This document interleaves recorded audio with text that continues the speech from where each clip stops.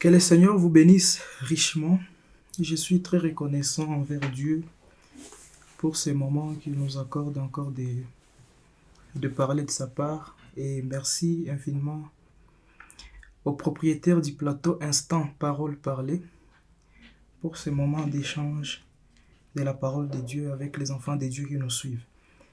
Moi, c'est votre frère Isaac El Abedi, croyant du message du temps de la fin par la grâce de Dieu. Avant d'aborder chaque chose, disons un mot de prière et remettons à Dieu ces moments de prédication entre ses mains. Seigneur Jésus, notre Dieu, c'est uniquement pour ta parole que nous sommes là et nous nous adressons aux téléspectateurs, ce que tu as placé dans notre cœur. Laisse que ce ne soit pas nous qui allons parler, mais que ce soit toi qui vas parler au travers de nous. Sois avec nous du début jusqu'à la fin, au nom de Jésus-Christ. Amen. J'inviterai aux téléspectateurs qui me suivent d'être concentrés pendant ces petits moments que nous aurons à échanger sur la parole de Dieu, car c'est elle qui constitue la vie pour nous, cette parole.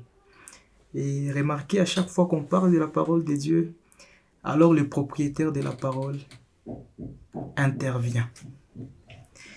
C'est quand les disciples méditaient et parlaient sur Jésus, l'homme de Galilée, en chemin d'Emmaüs, que le maître leur est apparu et commençait à échanger encore des chemins.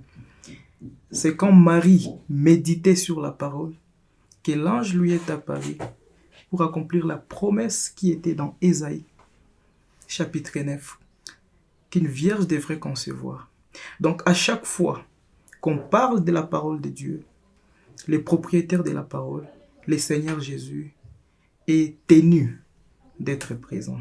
Alors prenons juste les quelques minutes pour essayer d'échanger sur la parole. Je suis dans 2 Rois chapitre 4. 2 Rois chapitre 4, c'est toute une histoire, mais je voudrais juste prendre 2 versets pour essayer un peu de centrer le message que je voudrais partager avec toi. Toute une histoire, nous prenons le verset 22 et le verset 23, c'est l'histoire de la femme Sunamite. Voilà. Déjà à partir du 13 ou 14e verset là-bas, c'est l'histoire qui commence de la femme Sunamite et comment elle a eu son fils et comment ce fils est arrivé à mourir. Mais ici, nous prenons juste les 2 versets pour essayer un peu de rester dans le contexte de notre sujet. La femme Sunamite appela son mari, verset 22, et dit, « Envoie-moi, je t'ai pris, un des serviteurs et une des ânesses, je vais aller en hâte vers l'homme de Dieu et je reviendrai. » Écoutez, et il dit, c'est le mari qui demande maintenant à sa femme, « Pourquoi veux-tu aller aujourd'hui vers lui? Ce n'est ni nouvelle lune, ni sabbat. » Elle répondit, « Tout va bien. » Alors j'ai intitulé mon sujet « Le pouvoir de la confession ». Et dans ce que j'ai intitulé comme sujet, quand j'ai pris mon temps de méditation, il y a beaucoup de choses qui passaient dans ma tête et qui a constitué comme un bloc que je devrais m'adresser aux téléspectateurs qui me suivent maintenant. Et je voulais centrer cette prédication comme étant une prédication d'interpellation, une prédication juste de rappel. Certainement, nous sommes des chrétiens et nous sommes dans un voyage. Nous quittons quelque part et nous allons quelque part. Et au cours des chemins, certaines choses nous arrivent, mais au finish, j'ai compris que certaines choses nous arrivent dans la vie, c'est nous-mêmes qui sommes à la base de ces choses qui nous arrivent. Alors, nous allons y arriver quand nous serons en train de conclure notre message de ce soir. Le mari de la femme Sunamite la demande. Pourquoi tu veux aller voir les serviteurs de Dieu pendant que ce n'est ni la période du sabbat? La femme n'a pas voulu dire à son mari qu'est-ce qui n'allait pas. Elle a juste répondu à son mari que tout va bien. Parlant du pouvoir de la confession, mes bien-aimés, vous qui nous suivez maintenant, je voulais dire à quelqu'un que chaque mot qui sort de la bouche d'un homme sur la terre est accompagné par une certaine influence. Et c'est cette influence qui finit par s'accomplir et qui finit à être visible et palpable dans notre vie. La Bible dit dans Genèse chapitre 1 verset 3, Dieu dit que la lumière soit. Avant que cette lumière ne fût, c'était une pensée qui était en Dieu, mais qui finit par être un résultat palpable après que le Seigneur, après que Dieu l'ait prononcé, le confessé. C'est qu'à chaque fois qu'une parole n'est pas confessée, à chaque fois qu'une parole n'est pas prononcée, chaque fois que cette parole demeure dans nos pensées, nous devons savoir que cette parole n'aura aucun effet sur tous les plans. Et chaque parole prononcée a des effets soit positifs, soit négatifs. Mais nous devons savoir que coûte que coûte, bien qu'elle peut avoir des résultats positifs ou des résultats négatifs, une fois prononcée, une fois confessée, il y a un pouvoir, il y a une puissance qui accompagne cette parole à sa matérialisation. Une fois que la parole n'est pas encore prononcée, elle ne produira aucun effet. C'est sûr et certain. Tout le temps que le monde, tout le temps que Dieu n'avait pas encore prononcé quelque chose, alors le monde n'existait pas encore. La lumière n'existait pas encore. Mais quand Dieu l'a prononcé de sa bouche, alors le monde est venu en existence.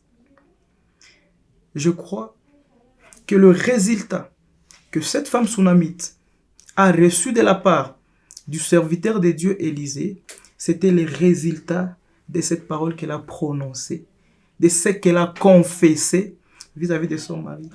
Quelqu'un qui venait de perdre son enfant et son mari lui demande, il lui dit, « Pourquoi tu veux aller voir les serviteurs de Dieu ?» Et elle répondit que tout va bien. Elle a confessé que tout allait bien. Or, en réalité, les choses n'allaient pas bien. Mais elle a confessé que tout marchait bien. Et quand elle est partie voir les serviteurs de Dieu Élisée, le serviteur de Dieu pressa à son serviteur Géasi et lui dit, va rencontrer cette femme pour la demander qu'est-ce qui ne va pas. J'aime une chose, cette femme a insisté toujours et a gardé sa position malgré qu'elle venait de laisser un enfant mourant à la maison. Géasi est arrivé, il a demandé à la femme, Madame, qu'est-ce qui ne va pas? La femme a répondu, elle a dit, tout va bien. J'invite les téléspectateurs qui nous suivent à garder une position toujours positive. Et à chaque fois que tu te retrouves dans une situation qui ne te permet pas d'avancer, reste toujours positif dans tes mots, dans tout ce que tu prononces. Et il y a une puissance qui accompagne chaque parole qui sort de notre bouche. Frère Branham va plus loin quand il nous raconte l'histoire d'Abraham. Abraham, qui a reçu la promesse de Dieu, lui disait qu'il aura un fils du nom d'Isaac. Frère Branham dit, ça a pris beaucoup de temps pour que cette promesse soit accomplie. Mais l'attitude qu'Abraham a adoptée, c'était une attitude positive. Frère Branham dit, Abraham commença même à acheter des lettres. Abraham commença même à professer partout qu'il était père d'un enfant. Pourtant, l'enfant n'était pas là. Et au finish, 25 ans après, il a palpé le bébé Isaac dans ses mains. Résultat ou pouvoir de sa confession et partout où il passait. Écoutez ce que Frère Branham nous dit ici, et je crois que c'est très important. Il nous parle dans la parole faite chair, paragraphe 174. Frère Branham dit maintenant, c'est comme cela qu'il a dit. Premièrement, il nous ramène dans la pensée de Dieu. Premièrement, il a pensé, puis il a prononcé la parole. C'est que c'était une pensée, et puis cette pensée est devenue la parole prononcée. Et après qu'elle soit une parole prononcée, elle a été faite chair. Donc, acceptons, moi et toi, que chaque fois que la parole est prononcée, elle doit être faite chair. C'est-à-dire, elle doit être palpable. Derrière chaque confession, derrière chaque parole, derrière mot qui se lance, il y a un pouvoir, il y a une influence qui marche derrière ça. Je t'invite, mon frère, ma soeur, à avoir toujours des confessions positives. La Bible, elle est dit dans Hébreux chapitre 3, juste dans le premier paragraphe, que le Seigneur Jésus est le souverain sacrificateur de notre confession, de tout ce que nous parlons. Quand tu confesses quelque chose de positif, l'Éternel ne fera rien d'autre que de respecter ce que tu as confessé. Quand tu dis quelque chose, que ça soit même négatif, l'Éternel, lui, ne fera rien d'autre que respecter ce que toi tu as prononcé de ta bouche. Et par là, dans la loi de l'identification, les prophètes nous disent, quand nous donnons des noms aux enfants que nous mettons au monde, plus nous prononçons les noms sur ces enfants, plus ces paroles prononcées, ces mots prononcés, ou les noms que nous donnons aux enfants, finissent par créer une influence, un attachement entre les noms de l'enfant et l'enfant lui-même. À un certain moment, tu peux appeler l'enfant par le nom, il ne saura pas que c'est de lui qu'on parle. Mais plus tu l'appelles, à un certain moment, il finira par comprendre que ce nom, c'est moi. Parce qu'il y a un attachement direct qui vient de l'influence, de la confession, ou de la parole, ou du mot que tu prononces vis-à-vis de ce nom. Je crois de tout mon cœur, tu peux me suivre étant malade, mais je crois que quand tu es malade, et si tu es toujours malade, confesse que tu es guéri. Même si ça ne va pas encore maintenant. Le prophète dit, même si ça ne va pas encore aujourd'hui, ça peut aller peut-être demain. Mais ne se fatigue pas de confesser que tu es guéri. Ne te fatigue pas de confesser que Dieu t'a déjà élevé. Ne confesse pas que tu es venu accompagner les autres, non. Si tu confesses que tu es venu accompagner les autres, par conséquent, cette confession aura une puissance et réellement tu vas accompagner les autres. Mais quand tu confesses que tu es venu accomplir le but pour lequel Dieu t'a placé sur la terre, je t'assure réellement que le pouvoir de cette confession marchera avec toi, marchera avec moi. C'est le temps où l'Église devrait comprendre qu'elle a reçu le pouvoir. Et ce pouvoir-là influence chaque mot, influence chaque parole qui sort de notre bouche. Que ce soit une bonne parole, que ce soit une mauvaise parole, comme nous avons le pouvoir. En tant qu'Église du Dieu vivant, cette parole produira des effets. Que Dieu vous bénisse. Et je vous prie, mes bien-aimés, je vous supplie, mes frères et sœurs, de toujours avoir des pensées positives. Quoique la réalité du monde peut nous montrer autre chose.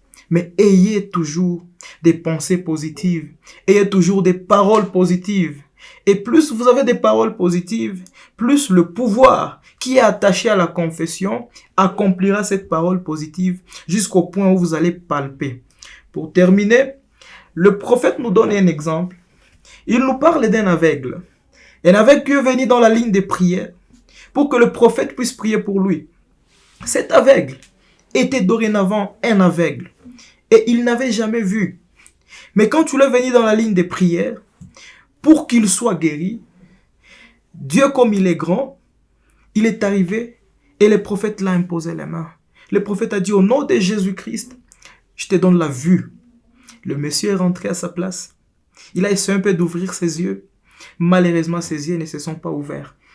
Il est revenu encore à la ligne de prière. Il a dit au prophète, vous avez prié pour moi, mais malheureusement, je ne vois pas. Le prophète lui a dit, d'accord, j'ai compris.